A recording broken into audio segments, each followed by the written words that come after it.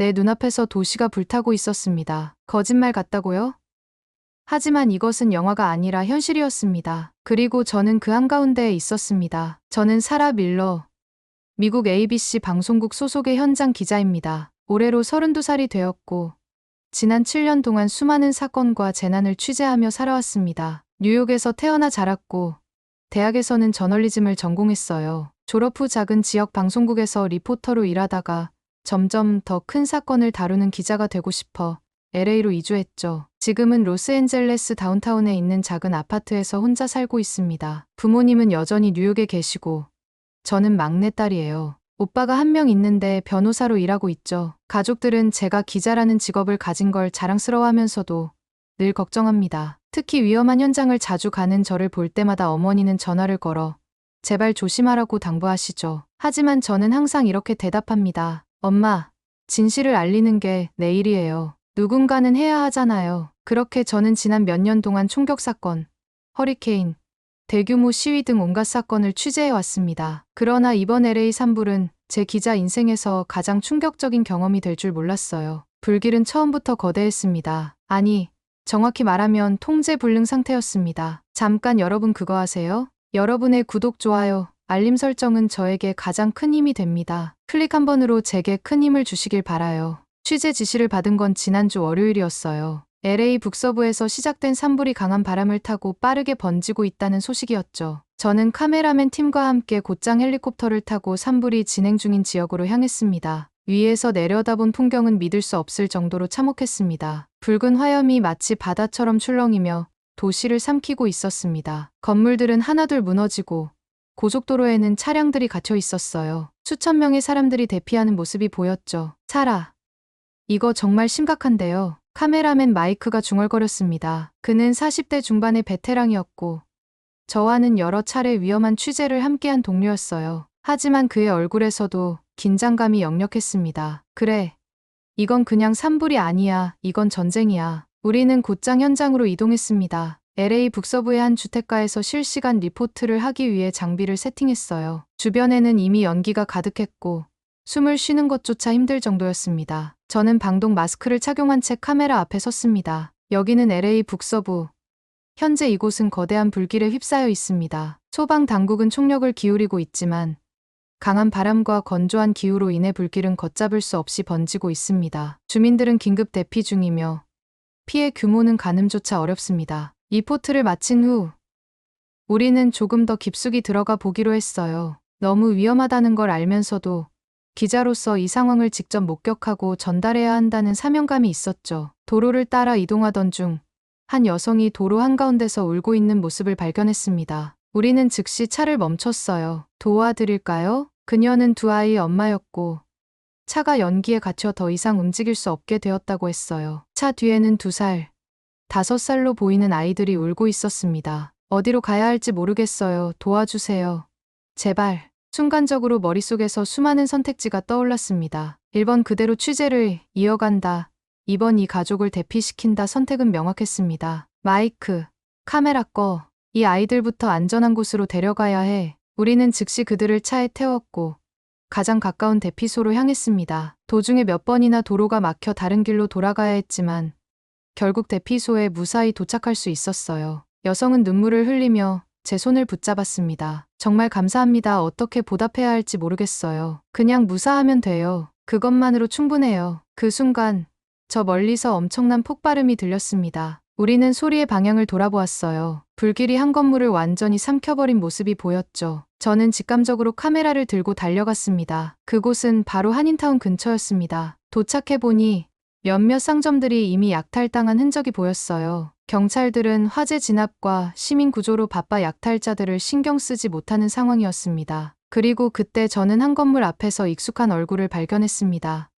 사라? 그는 바로 제 옛 태권도 사범, 이정훈 사범님이었습니다. 저는 깜짝 놀랐어요. 마지막으로 그를 본 건 10년도 더 된 일이었으니까요. 사범님 여기서 뭐 하세요? 이 동네 사람들 대피시키고 있었어. 다행히 태권도장 아이들도 전부 안전한 곳으로 보냈지. 그제야 깨달았습니다. 사범님은 자신의 도장을 지키는 것이 아니라 이웃들을 돕기 위해 남아 있었던 것이었어요. 그런데 이제 도장도 위험해. 그때 도장에서 불길이 새어나오는 게 보였습니다. 그리고 안에서 희미한 소리가 들려왔어요. 누구 있나요? 제발 도와주세요. 제 심장이 쿵하고 내려앉았습니다. 차범님. 안에 누구 있어요? 차범님의 얼굴이 굳어졌습니다. 한 분이 남아있어. 우리 도장의 관리인 할아버지야. 이제 선택은 하나뿐이었습니다.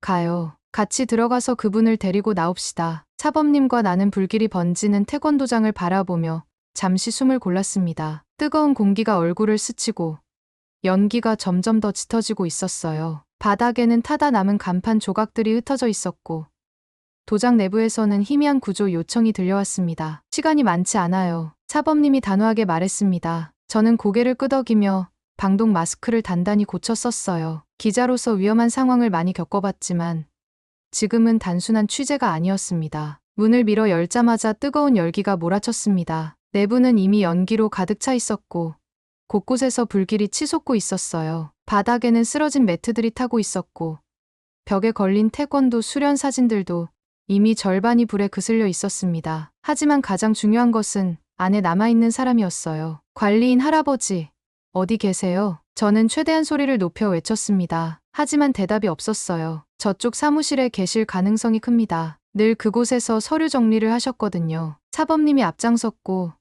저는 그를 따라 안쪽으로 향했어요. 그 순간 천장에서 뜨거운 나무 조각이 떨어지며 눈앞을 가로막았습니다. 저는 본능적으로 몸을 피했고 사범님은 빠르게 길을 돌아 반대편에서 저를 이끌었어요. 괜찮아요? 네.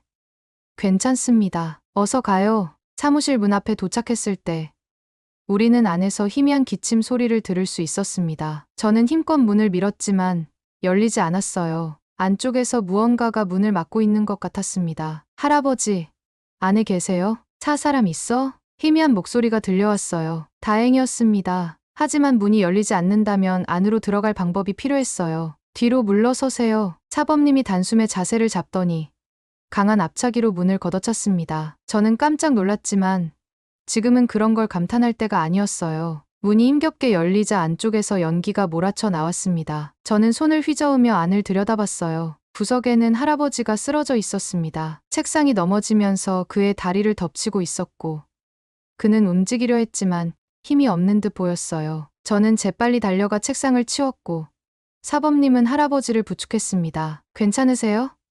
조금만 참으세요. 곧 나가요. 할아버지는 힘겹게 고개를 끄덕였고 우리는 서둘러 밖으로 향했어요. 하지만 도중에 바닥 일부가 무너졌고 연기로 인해 시야가 흐려졌습니다. 이제 출구로 나갈 방법을 찾아야 했어요. 저쪽 창문으로 나가죠. 저는 급히 도장의 큰 창문을 가리켰습니다. 유리창은 이미 금이 가 있었고 약간의 충격만 가하면 깨질 것 같았어요. 차범님이 조심스럽게 할아버지를 내려놓고 창문 쪽으로 다가갔습니다. 그리고 한 번의 강력한 돌려차기, 유리가 와장창 깨지면서 바깥 공기가 밀려 들어왔어요. 저는 할아버지를 부축하고 사범님과 함께 조심스럽게 창문을 넘어 밖으로 나왔습니다. 밖에서는 이미 소방차가 도착해 있었고 구조대원들이 우리를 향해 달려왔어요. 괜찮으세요?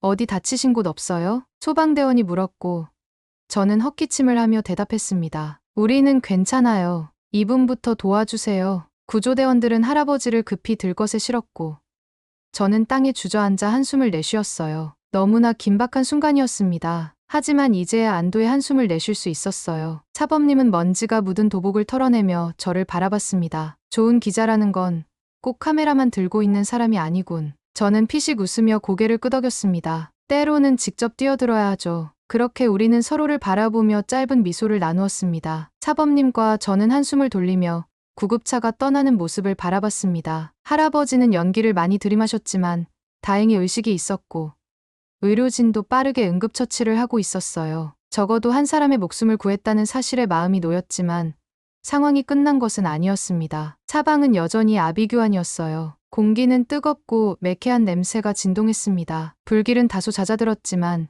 여전히 작은 불씨들이 곳곳에서 살아남아 있었습니다. 소방관들은 바쁘게 움직였고 주민들은 멍한 표정으로 자신들의 집과 가게가 타들어가는 모습을 바라보고 있었어요. 저는 본능적으로 카메라를 들었습니다. 마이크.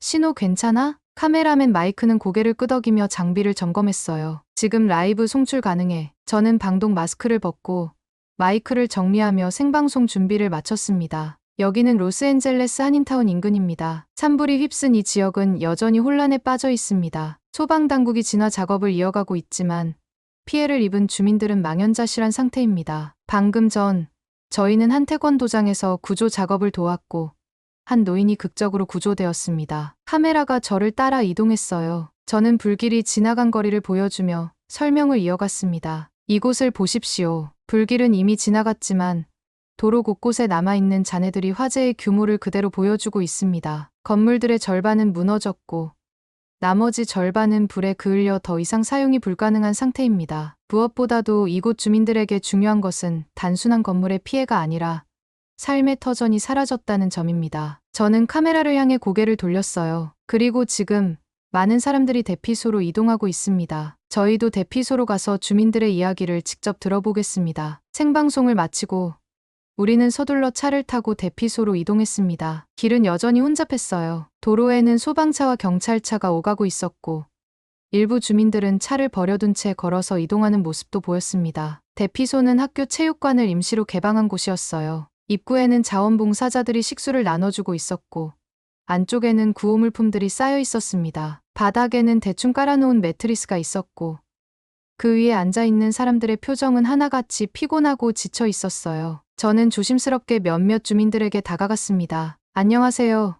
ABC 방송국에서 나왔습니다. 몇 가지 질문을 드려도 괜찮을까요? 처음에는 다들 말하기를 꺼려하는 듯 보였어요. 하지만 이내 한 중년 여성이 조용히 고개를 끄덕였습니다. 저희 집이 불탔어요. 정말 모든 게 한순간이더라고요. 아이들을 데리고 겨우 나왔는데 지금까지도 그 순간이 믿기지가 않아요. 그녀는 말을 하다가 눈시울을 붉혔어요. 저는 최대한 조심스럽게 질문을 이어갔습니다. 대피 과정은 어땠나요? 너무 갑작스러웠어요. 이웃들이 도와주지 않았다면 나오지 못했을 거예요. 특히 태권도장에서 사람들이 도와줬어요. 그분들이 아니었으면 아마 그녀는 끝까지 말을 잇지 못하고 고개를 숙였습니다. 저는 그녀의 어깨를 가볍게 두드리며 인터뷰를 마무리했어요. 그때 한쪽에서 익숙한 목소리가 들려왔습니다. 사라? 돌아보니 사범님이었습니다. 그는 구호물품을 나르며 자원봉사자들을 돕고 있었어요. 사범님도 여기 계셨네요. 여기 있는 사람들이 걱정돼서 왔어. 다들 힘든 상황이지만 그래도 함께 있으면 이겨낼 수 있겠지. 그의 말에 저는 가슴이 따뜻해졌어요. 화재가 휩쓴 자리에는 잿더미만 남았지만 사람들은 여전히 서로를 도우며 희망을 이어가고 있었습니다. 사범님과 저는 조용히 체육관을 둘러보았어요. 한쪽에서는 자원봉사자들이 따뜻한 음식을 나눠주고 있었고 다른 한쪽에서는 의료진이 부상자들을 돌보고 있었습니다. 저는 마지막으로 카메라를 들고 마이크를 켰어요. 이곳에는 아직도 불길을 피해 온 사람들이 있습니다. 하지만 이들은 혼자가 아닙니다. 서로를 돕고 함께 살아남기 위해 노력하고 있습니다. 화재는 모든 것을 앗아갔지만 사람들의 연대와 희망은 여전히 살아 있습니다. 저는 방송을 마치고 카메라를 내렸습니다. 사범님이 저를 보며 미소 지었습니다. 기자는 그냥 보는 사람이 아니라 때로는 함께하는 사람이기도 하지. 그 말에 저는 깊이 공감하며 고개를 끄덕였어요. 그날 밤 저는 대피소에서 주민들과 함께 남기로 했습니다. 기자로서가 아니라 이웃으로서. 대피소에서의 밤이 지나고 아침이 밝아왔습니다. 하지만 도시는 여전히 혼란스러웠어요. 불길이 어느 정도 잡혔지만 여전히 잿빛 연기가 하늘을 가득 메우고 있었습니다. 거리에는 불에 타버린 차량과 건물 잔해가 널려 있었고 피해를 입은 사람들은 대피소에서 하루하루를 버티고 있었어요. 그때 저는 충격적인 소식을 들었습니다. LA 산불 속에서 약탈과 방화 사건이 발생했다는 것이었어요. 산불로 인해 도시가 혼란에 빠진 틈을 타 일부 범죄자들이 불법 행위를 저지르고 있다는 보고가 계속해서 들어오고 있었습니다. 그 중에서도 가장 믿기 어려운 것은 소방관으로 위장해 약탈을 저지르는 범죄였어요. 이건 단순한 약탈이 아니에요. 사람들은 불길을 피해 필사적으로 도망치고 있는데 그런 상황을 이용해서 물건을 훔쳐간다고요? 저는 입술을 깨물었습니다. 기자 생활을 하면서 별별 사건을 다 봐왔지만 이런 일까지 벌어질 줄은 몰랐어요. 산불이라는 재난 상황조차 일부 사람들에게는 돈을 벌 기회로 보였던 걸까요? 마이크, 오늘은 이 사건을 취재해야겠어요. 카메라맨 마이크도 표정이 굳어졌습니다. 나도 처음 듣는 이야기야. 도대체 어떻게 소방관으로 위장한 거지? 정확한 방법은 아직 밝혀지지 않았어요. 하지만 여러 주민들의 증언에 따르면 가짜 소방관 복장을 한 사람들이 불이 난 지역에서 구조 작업을 한다며 건물 안으로 들어가 값비싼 장비나 귀중품을 훔쳐 달아났대요. 심지어 화재 진압을 핑계로 가게에 들어가 금고까지 털어갔다고 해요. 미쳤군. 마이크는 깊이 한숨을 내쉬었어요. 현장으로 가볼까? 그 전에 대피소 상황부터 확인해 봐야겠어요. 구호물품이 계속 들어오고 있는데 만약 이런 범죄가 벌어지고 있다면 대피소도 안전하지 않을 수 있어요. 저는 곧장 대피소로 향했습니다. 대피소에서는 여전히 많은 사람들이 줄을 서서 식사와 생필품을 기다리고 있었어요. 하지만 분위기가 어제와는 조금 달라 보였습니다. 잠깐만요. 저기 뭐죠? 멀리서 한 남성이 구호물품을 몰래 챙기는 모습이 보였어요. 그는 조심스럽게 물품이 쌓인 곳으로 다가가더니 주변을 두리번거리며 작은 상자를 슬쩍 들어 올렸습니다. 안에 뭐가 들었는지는 알 수 없었지만 분명 허락 없이 가져가는 행동이었어요. 도둑인가요? 마이크가 낮은 목소리로 물었고 저는 고개를 끄덕였습니다. 네. 카메라 돌려요. 저 사람 뭔가 훔치려고 해요. 저는 천천히 다가가며 상황을 지켜봤습니다. 그는 한 상자를 가슴팍에 안고 황급히 체육관 출구 쪽으로 걸어갔어요. 그런데 그 순간 익숙한 목소리가 들렸습니다. 거기서 사범님이었어요. 그는 날카로운 눈빛으로 도둑을 바라보며 천천히 다가갔습니다. 도둑은 당황한 듯 주춤거리다가 갑자기 빠르게 달리기 시작했어요. 잡아야 해요. 저는 급히 뒤쫓았습니다. 하지만 도둑은 예상보다 빨랐고 곧 체육관 바깥으로 도망칠 기세였어요. 그때 사범님이 순식간에 몸을 날렸습니다. 그는 빠른 발놀림으로 상대의 뒤를 잡고 팔을 꺾어 제압했어요. 악, 나. 도둑은 비명을 질렀지만 사범님의 소나귀에서 빠져나올 수 없었습니다. 이봐요. 뭘 훔쳤죠? 사범님이 차갑게 물었어요. 저는 도둑이 떨어뜨린 상자를 주워 열어봤습니다. 안에는 비상식량과 생수, 그리고 몇 개의 응급처치 키트가 들어 있었어요. 저는 순간 말문이 막혔어요. 약탈이라기보다는 생존을 위한 도둑질처럼 보였습니다. 이걸 훔쳐서 어디에 쓰려고 했죠? 도둑은 고개를 푹 숙였어요. 우리 가족이 아무것도 없어요. 먹을 것도 마실 것도 이거라도 없으면 버틸 수가 없어요. 그제야 저는 그의 얼굴을 제대로 볼 수 있었습니다. 그는 중국계 미국인이었어요. 나이는 많아 보이지 않았고 손은 험하게 갈라져 있었습니다. 당신 가족이 어디 있죠? 도둑은 주저하며 말했어요. 저쪽 다리 밑에 우리 집이 다 탔어요. 대피소에 자리가 없어서 어쩔 수 없었어요. 저는 깊은 한숨을 내쉬었습니다. 그렇다고 해도 이렇게 훔치는 건 옳지 않아요. 사범님이 단호하게 말했어요. 다른 사람들도 다 똑같은 상황이야. 다들 힘들어도 남을 해치지 않고 돕고 있잖아. 도둑은 고개를 숙였습니다. 그는 도망치려 하지 않았어요. 그 모습을 보고 저는 결심했습니다. 이거 돌려놓고 우리랑 같이 갑시다. 도둑이 놀란 얼굴로 저를 쳐다보았어요. 뭐라고요?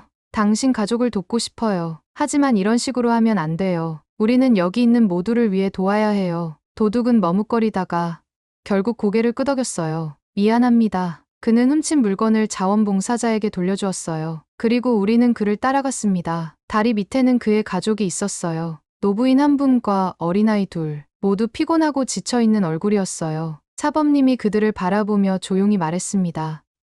가자. 대피소에서 도움을 받을 수 있도록 해줄게. 그렇게 우리는 또 한 가족을 대피소로 데려갔습니다. 그날 밤 저는 다시 한번 깨달았어요. 산불과 혼란 속에서도 사람들은 서로를 도우며 살아가고 있었습니다. 약탈과 범죄가 일어나고 있었지만 동시에 정의와 배려도 있었어요. 그리고 그 중심에는 우리가 있었습니다. 저는 카메라를 켜고 조용히 말했어요. 이곳에는 서로를 돕는 사람들이 있습니다. 희망은 아직 사라지지 않았습니다. 이것이 제가 전하고 싶은 이야기였어요. 대피소로 돌아온 후에도 저는 여전히 정신이 멍한 상태였습니다. 산불 속에서 사람들이 서로를 돕는 모습을 직접 목격하고 약탈을 막기 위해 사범님이 나서는 장면까지 경험하면서 많은 생각이 들었어요. 그런데도 여전히 한 가지 의문이 남아 있었습니다. 과연 이 상황에서 아무도 돕지 않는다면 피해자들은 어떻게 살아갈 수 있을까? 그때 한인사회의 움직임에 대한 소식을 들었어요. LA 한인회가 산불 피해를 입은 한인,